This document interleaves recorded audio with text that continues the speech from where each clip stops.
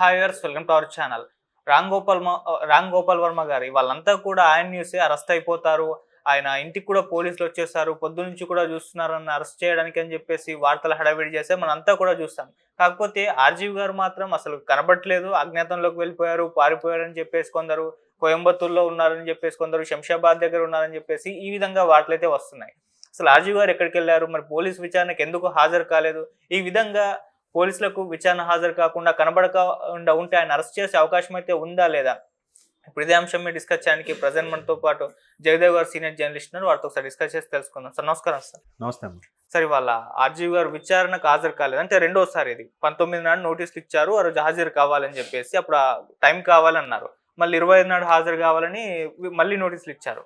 కానీ ఇవాళ కూడా హాజరు కావాలని చెప్పేస్తారు. దాంతో పోలీసులు ఇంటికే వచ్చేస్తారు. కాకపోతే ఇంటి దగ్గర ఆయన లేడు. సో చాలాసేపు పోలీసులు అయితే చూస్తారు. ఈయన ఎక్కడికి వెళ్ళారో తెలియదు. కోయంబత్తూర్ వెళ్ళారని చెప్పేసి వార్తలు వచ్చాయి. శంషాబాద్‌లో ఉన్నారని చెప్పేసి వార్తలు వచ్చాయి. కొంతమంది పారిపోయారని చెప్పేసి అని అంటున్నారు. ఈయన అరెస్ట్ చేసే అవకాశం అయితే ఉంది కానీ ఆయన మాత్రం లేరు అని అంటున్నారు. మరి ఎందుకు ఆర్జీవి గారు ఎటెళ్ళారు? మీరేం చెప్తారు సార్? ఆర్జీవి గారి పేరు ఇప్పటికే చాలా వినిపిస్తుంది. మీరు ఇంకా దొరకలేదు అంటున్నారు. కొన్ని ఛానల్స్‌లో అయితే ఆర్జీవి అరెస్ట్ అని కూడా వేస్తున్నాయి. అవును. మేబీ థంబ్‌నెయిల్స్‌లో ఉండే డిఫెక్ట్ ఏమో అది. అంటే ఆయన చాలా మేధావి, అన్ని లాజిక్‌లు, మ్యాజిక్‌లు తెలిసిన వ్యక్తి. బట్ అంటే జస్ట్ విచారణకు వెళ్ళొచ్చేస్తే అయిపోయేది కదా! ఎందుకు అలా చేశారు? ఎవరు ప్రోద్బలంతో చేశారు? ఏంటి? What is what? సో ఇప్పుడు కనబడకుండా వెళ్ళినప్పుడు దాని యొక్క తీవ్రత పెరుగుతుంది. ఇప్పుడు వితిన్ ద ప్రెజెన్స్‌లో ఉన్నారనుకోండి, ఓకే. సరేలేండి, మీకు మళ్ళీ పిలుస్తాం, మళ్ళీ రావాలి, లేకపోతే రేపు రావాలి అని ఉంటుంది. సో ఇప్పుడు ఆయన కనబడకుండా వెళ్ళిపోయారా? లేదంటే తలదాచుకున్నారా? లేదంటే భయపడి వెళ్ళిపోయారా? అని రకరకాల కోణాల్లో ఆలోచిస్తే కనుక, సరే ఇప్పుడు ఓన్లీ సోషల్ మీడియాకు సంబంధించే పోస్టులు పెడితేనే పోలీసులు ఇంతగా గాలించే ప్రక్రియ మొదలుపెట్టారా? మేబీ హైదరాబాద్ వచ్చినట్టున్నారు కదా ఆంధ్ర పోలీసులు. సో అక్కడి నుంచి ఇక్కడికి వచ్చారు తెలంగాణకనంటే ఎంక్వైరీ అనుకోవచ్చు, తీసుకెళ్ళి మాట్లాడించవచ్చు, అయిపోతుంది. కానీ ఈయన తలదాచుకునే పరిస్థితికి వెళ్ళారు అని అంటే అంతకన్నా పెద్ద నేరం ఏమైనా చేశారా? వాళ్ళ ఎంక్వైరీలో ఈ సోషల్ మీడియా అంశాలే కాకుండా ఇంకా ఏమైనా జరిగాయా అనే ఆలోచన కూడా రేకెత్తుంది. ఆ అనుమానం అయితే వస్తుంది. సో సరే, ఇప్పుడు వరకు వాళ్ళు చేసిన ఎంక్వైరీలో చాలా వరకు బయటకు వచ్చిన ఇన్ఫర్మేషన్ ఏంటంటే, ఏదైతే వ్యూహము 2 లాంటి కొన్ని సినిమాలు దర్శకత్వం వహించారో అవి కాకుండా వాటికి సినిమాకి రెమ్యునరేషన్ పరంగా ముట్టినవి కొన్ని ఉన్నాయి. అలా కాకుండా కేవలం సోషల్ మీడియా వేదికగా ఆయన చేసిన హల్చల్లు, ఆయన చేసిన భారీగా ట్రోల్స్ ఏవైతే ఉన్నాయో దానికి సంబంధించి సుమారుగా 1.5 కోటి వరకు వాళ్ళ ఖాతాల నుంచి వీళ్ళ ఖాతాలోకి వచ్చాయి అనేది కూడా ఇప్పుడు అక్కడక్కడ వినిపిస్తోంది. అంటే పేటీఎం బ్యాచ్ అని పేరు పెట్టే ఏదైతే నడుస్తుందో ఆ పేటీఎం బ్యాచ్లో వర్మ గారు కూడా ఒక బాధ్యుడేనా?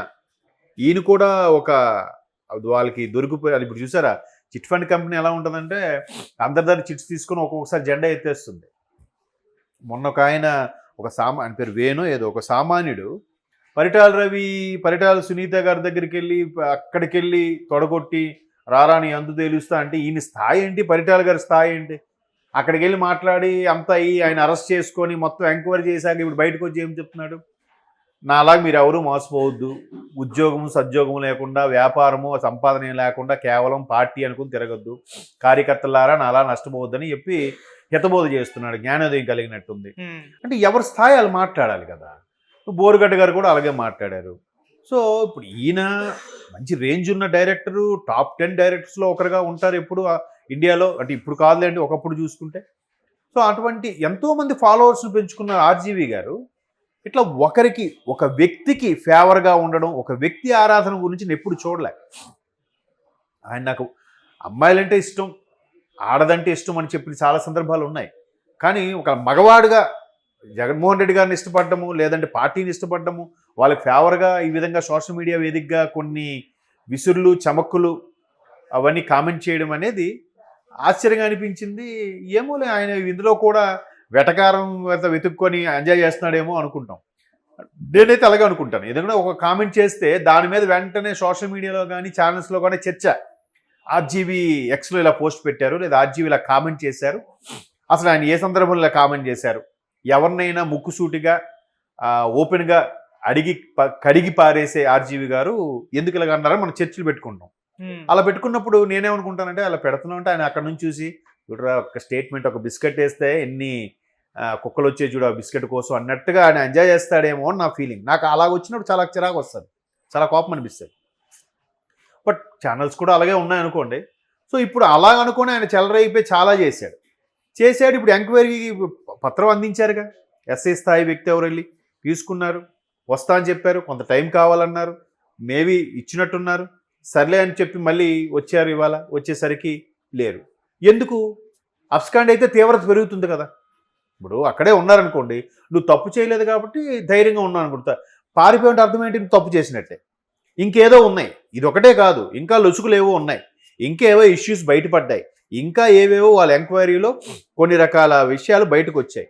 అవన్నీ సమాధానం చెప్పలేక, సమాధాన పరచలేక వెళ్ళిపోయారా అనేది వస్తుంది. అలాగానైతే నిజంగా నేను చాలా ఆశ్చర్యపోతున్నాను. ఎందుకంటే దేన్నైనా ఫేస్ చేసే ఆర్జీవి ఏది ముంబైలో డాన్స్ని, లేదంటే హైదరాబాద్లో పైల్వాల్ని, లేదంటే ఇండస్ట్రీలో బడా నేతల్ని, వీళ్ళందరినీ ధైర్యంగా చెప్పెట్టి ఎవరిని లెక్క చేయకుండా ఉండే ఆర్జీవి కేవలం ఆంధ్ర పోలీసులకి భయపడి తలదాచుకున్నారా అంటే హాస్యాస్పదంగా లేదు.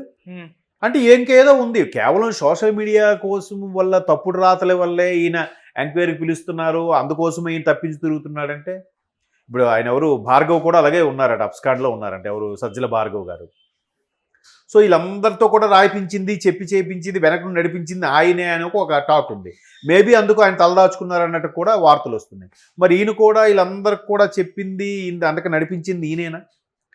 ఈయనకి నిజంగా పేటీఎం బ్యాచ్లు ఈయన ఉన్నారా? కాకపోతే పేటీఎం బ్యాచ్కి 150 వస్తే ఈయనకి 1 కోటి, 2 కోట్లు, 5 కోట్లు అలా వచ్చాయా? అకౌంట్ లావాదేవీలు తెలిసిపోతాయి కదా. ఒకవేళ ఆయన హ్యాండిల్ చేయకపోయినా ఆయన పిఏనో, ఆయన మేనేజరో, ఆయన ఆడిటరో ఎవరో ఒకరు ఉంటారు కదా. సో ఇవన్నీ బయటకు వచ్చి అరే ఆర్జీవి లాంటి వాడు ఇలాగేంటి అరెస్ట్ అయ్యారని షేమ్గా ఫీల్ అవుతారా? జనరల్గా ఆయన షేమ్గా అయితే ఫీల్ అవ్వడు.